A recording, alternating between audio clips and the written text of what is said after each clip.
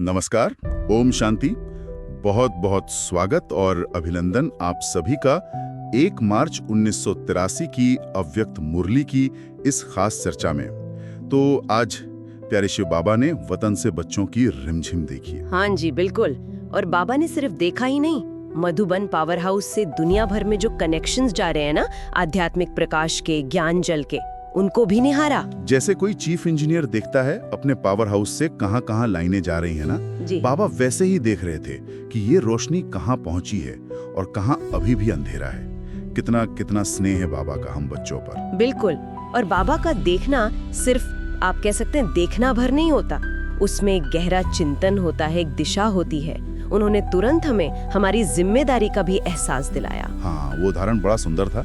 जैसे सरकारें कोशिश करती है ना, हर गांव तक बिजली पहुंचे, पानी पहुंचे। हाँ, वैसे ही हम पांडव सरकार है तो हमारा भी ये कर्तव्य है कि दुनिया के हर कोने में सचमुच हर आत्मा तक ये ज्ञान का प्रकाश और शांति का शीतल जल हम पहुंचाएं। ये कोई छोटा लक्ष्य नहीं है, ये तो आत्माओं के प्रति हमारा उत्तरदायित्व है, जैसा आपने कहा। बिल्कुल। और सिर्फ पहुंचाना ही नहीं, कमाल तो ये है कि इससे आत्माओं की वैल्यू कितनी बढ़ जाती है। बाबा ने साफ कहा कि इस ज्ञान प्रकाश के बिना तो आत्माएं जैसे कौड़ी जैसी हैं। हाँ, मूल्यहीन, अंधेरे में भटकती हुई, प्यासी।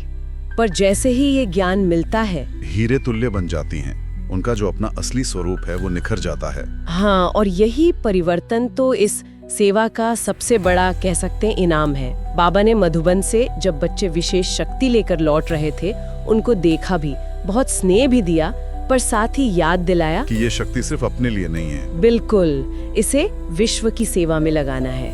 ये शक्ति लेकर जो विश्व की प्यासी आत्माएं हैं, उनकी प्यास बुझानी है। बाबा ने भविष्य का एक बहुत सुंदर नजारा भी देखा था, है ना? मुझे वो पढ़कर बहुत अच्छा लगा। हाँ, बिल्कुल, कि एक समय आएगा जब इतनी भागदौड़ शायद ना करनी पड़े। अच्छा। हाँ, हमारे श्रेष्ठ संकल्पों की शक्ति, हमारी जो आंतरिक स्थिति की कशिश होगी ना, वही आत्माओं को खींच लाएगी। जैसे क्षमा पर परवाने आते हैं। वाह, मतलब कोई दिव्य बुद्धि से, कोई दिव्य दृष्टि से बाबा का मधुबन का अनुभव करके खुद ही पहुंच जाएंगे। हाँ, स्वतः ही। ये सोचना ही कितना कितना सुखद लगता है। बहुत सुखद। लेकिन उस भविष्य के लिए नींव तो अभी रखनी पड़ेगी। निश्चित रूप से। वो मंजिल बहुत आकर्षक है, पर उसकी नींव वर्तमान में ही रखनी है। इसीलिए बाबा ने फौरन उस समय, मतलब 1983 में एक बहुत स्पष्ट प्रैक्टिकल लक्ष्य दिया। क्या लक्ष्य था वो? कि हर सेवा केंद्र पर, और खासकर जो बड़े सेंटर्स हैं, वहाँ विविधता लानी है, वैरायटी।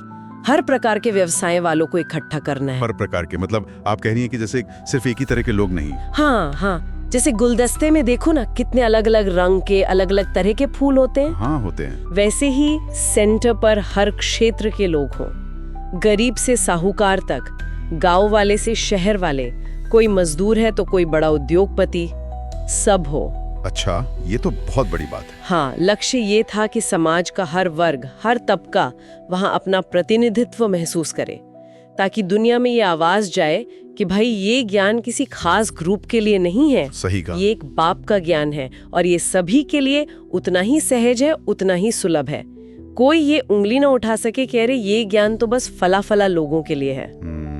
ये विविधता ही ज्ञान की सर्व स्वीकार्यता को सिद्ध करेगी। बिल्कुल। ये तो बहुत ही महत्वपूर्ण बात हुई। लेकिन जो लोग आते हैं, प्रभावित होते हैं, उनके लिए भी बाबा ने कुछ खास इशारा दिया था कि मतलब सिर्फ संपर्क में रखना काफी नहीं है। हाँ, ये एक और बहुत गूढ़ बात बाबा ने समझाई कि जो आत्माएं प्रभावित हुई हैं ना, उन्हें सिर्फ अपनी लिस्ट में रखना या कभी कभी संपर्क कर लेना वो काफी नहीं है। तो फिर क्या करना है? उन्हें सेवा के मंच पर लाना है, उन्हें मौका देना है कि वो अपना अनुभव सुनाएं। जब वो बार बार अनेकों के सामने कहते हैं कि हाँ, ये ज्ञान बहुत अच्छा है या मुझे ये अनुभव हुआ। अच्छा, तो उनके अपने शब्द ही उन्हें बांधते हैं। हाँ, उनका ये बोलना ही उन्हें एक तरह के ईश्वरीय बंधन में बांधता है। उनमें खुद ही अच्छा बनने का और ज्यादा उत्साह आता है, एक जिम्मेदारी महसूस होती है। बाबा इसे कहते हैं अनुभव के धन का दान। जैसे हम स्थूल धन दान करते हैं, उसका पुण्य मिलता है ना? हाँ, मिलता है। वैसे ही अपना अनुभव बांटने की ये जो रूहानी सेवा है, इससे उनके खाते में पुण्य जमा होता है और ये पुण्य उन्हें नई दुनिया में ऊंचे पद का अधिकारी बनाता है। ये सिर्फ कोई इमोशनल बात नहीं है, ये एक गहरा आध्यात्मिक लेन देन है। वाह, कितना गहरा विधान है ये।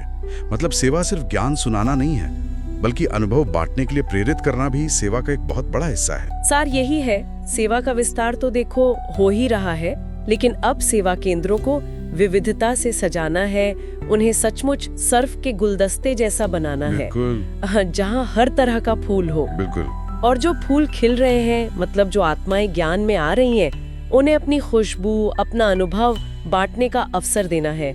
लक्ष्य ये है कि हर आत्मा, चाहे वो किसी भी बैकग्राउंड की हो, वो दिल से कहे, हाँ ये मेरा बाबा है और ये ज्ञान मेरे लिए है। हर केंद्र जैसे दुनिया की सारी आत्माओं के संगठन का एक जीता जागता चैतन्य म्यूजियम बन जाए। बिल्कुल सही।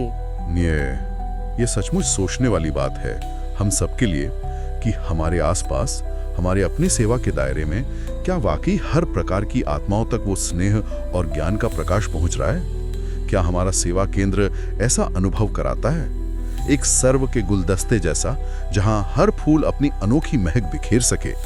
इसी श्रेष्ठ संकल्प के साथ चारों ओर के उमंग उत्साह वाले सेवाधारी बच्चों को, सदा बाप के साथ साथ अनुभव करने वाले समीप आत्मा बच्चों को, सदा एक ही याद में एक रस रहने वाली श्रेष्ठ आत्माओं को बाप दादा का याद प्यार और नमस्ते। ओम शांति। ओम शांति।